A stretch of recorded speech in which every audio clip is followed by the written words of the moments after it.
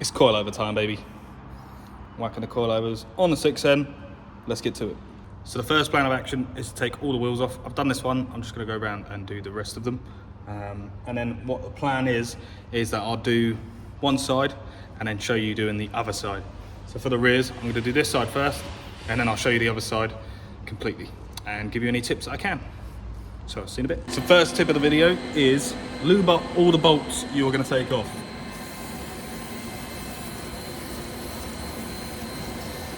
Because it will make your life 10 times easier when you come to it. So I'm going to do that all the way around, let everything soak in for a bit, and then crack on. So me and a mate have just done the rears. I f***ed my wrist, so I didn't actually show you guys, so I do apologise, but rears are on. Let me quickly run around the other side. Other side is on as well. It is a big difference, so hopefully I have measured and put them to the same.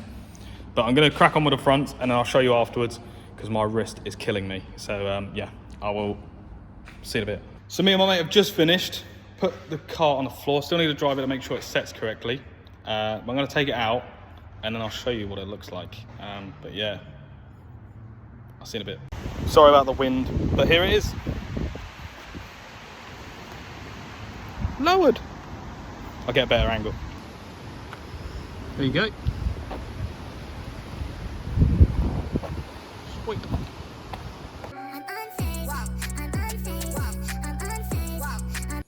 First off, I'd like to apologise at how short the video is, and also that I couldn't really record much because I hurt my wrist, unfortunately, which is a pain in the backside. But if you ever are going to do coilovers on a 6N Polo, they are fairly easy to do, as it's not a spring and dampener setup in the rears. It is just a shock, basically.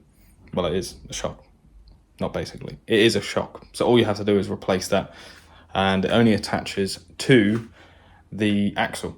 So you only have one bolt at the bottom, well, a nut and bolt at the bottom, and then one nut at the top. And that's all you have to do is to be able to take them out. Absolutely piece of easiness.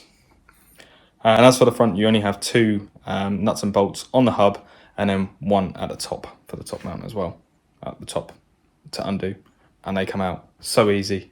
And coilovers were absolutely breeze to put them back into the car. So once again, I do apologise how short the video is, but hopefully you enjoy it, and I'll see you guys in the next video. Take care of yourselves. But a peace.